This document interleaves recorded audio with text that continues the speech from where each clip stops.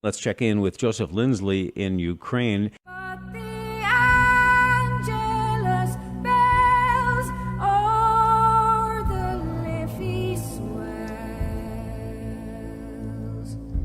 rang out in the foggy dew.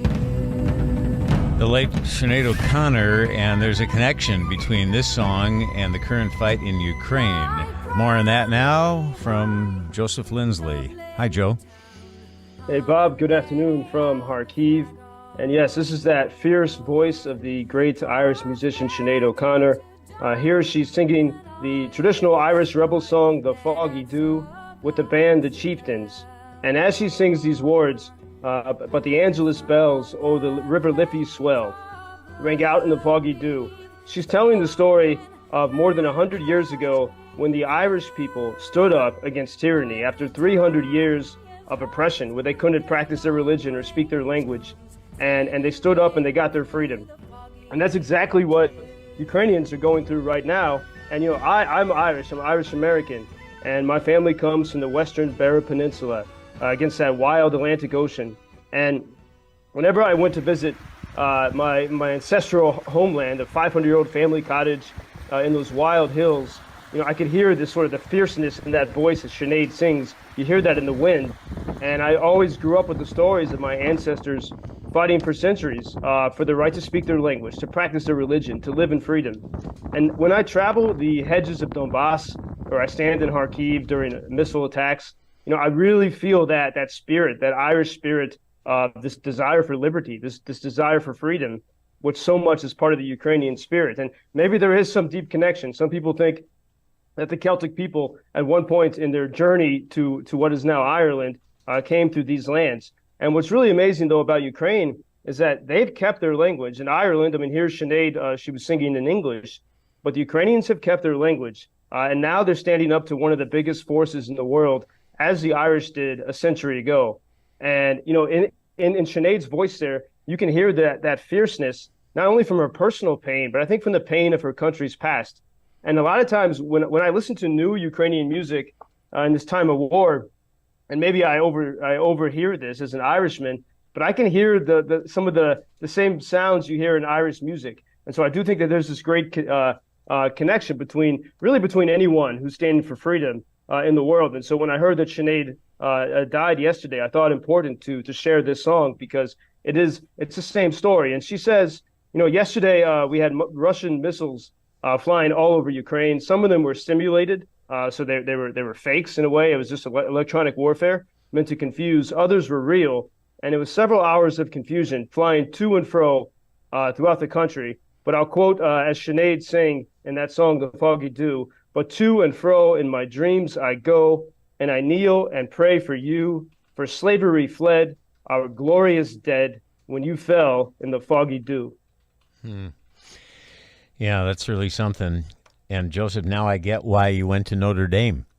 I understand now. Yeah. The Fighting Irish is our mascot. There you are. And I know I've asked you this before, and you've talked about how, and this is not true only of you, but of the people there in Ukraine who could leave, but they feel an obligation to stay. But there are times it must be difficult for you to fight homesickness. True? No. I mean, I think no. You know, and this is there's a great American novel called "Look Homeward, Angel" by Thomas Wolfe. He was a contemporary of Fitzgerald and Hemingway. They made a movie a few years ago where Jude Law played Thomas Wolfe, and he describes sort of the American sense of homesickness so well in that book. And I think our homesickness is looking for purpose and meaning so often in America. And so here, and this is what I hear from so many of the American volunteers who come here. They find purpose and meaning here. And when you have that, there's no longing for anything else. You're focused. And, you know, speaking of this, you know, when I was thinking of the way Sinead sang with such fierceness, you know, Russia began this full-scale invasion in February 2022. And in the Ukrainian language, the word for February is lute, which means fierce, because, you know, fierce weather, but it also can mean fierce strength and spirit. And as the alarms began to sound yesterday here in Kharkiv, I was with my friends at the Kharkiv Media Hub, they've created this project, this initiative called Lute Life, which means fierce life, which means no matter what comes your way, you keep going and don't look back in a way. And so while we were gathered there at the media hub in the center of Kharkiv, the sirens were wailing. We had reports of missiles flying everywhere. And my friend Gregory Sherbin explained that his wife, she had temporarily left Ukraine. She was on a special mission. She was in the Bahamas. She's a world-class free diver and swimmer, and she was going for the world record. No woman has ever free dived with no oxygen, no help, no fins, to a depth of 76 meters. And yesterday, she was going for this. And so we were able to watch the live feed of this feat happening. And Kateryna is her name, Kateryna Sadurska. And she is trained in Kharkiv since the beginning of the full-scale invasion. The Russians had bombed her swimming pool. So she had to, she didn't have access to a deep diving pool. She had to use smaller pools, but she kept going with this fierce spirit. And she was in the Bahamas yesterday.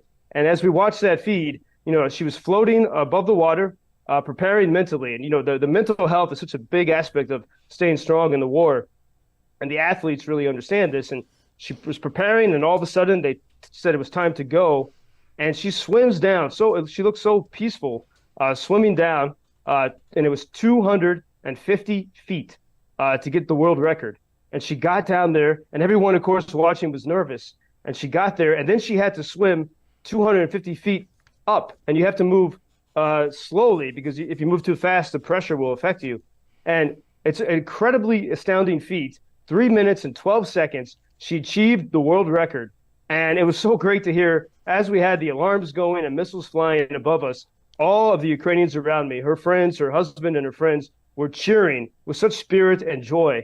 And this is that Ukrainian spirit of cheerful defiance, no matter what, seeking to be at the edge of human excellence. And so I think this is what keeps everyone going here. And to quote Sinéad once again, while the world did gaze with deep amaze at those fearless men but few who bore the fight that freedom's light may shine through the foggy dew. And here I will share with you all the sound of the celebration of Kateryna and her husbands and her friends, everyone that was there here in Kharkiv, celebrating her victory. They broke out into singing the Ukrainian anthem. And here you can hear, a nice moment of cheerfulness amid the hell of war.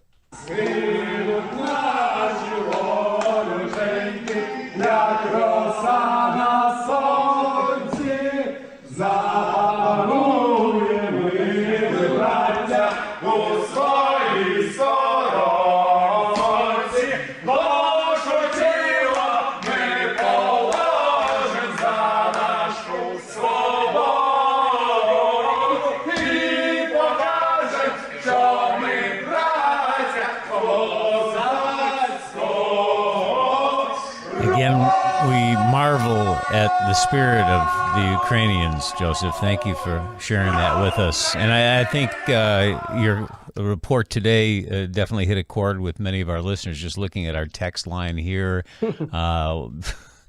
Thank you, Joseph, for making us cry this morning. That was very moving. Joe Lindsley is quickly becoming an American treasure in broadcasting. So that should make you feel pretty good. Thanks for all that. All together for victory. Thank you all. Until tomorrow. Yes, sir. Thank you for introducing Ukraine on your social media pages.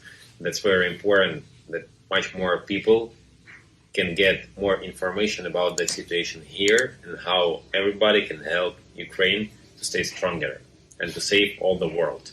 Що сказав?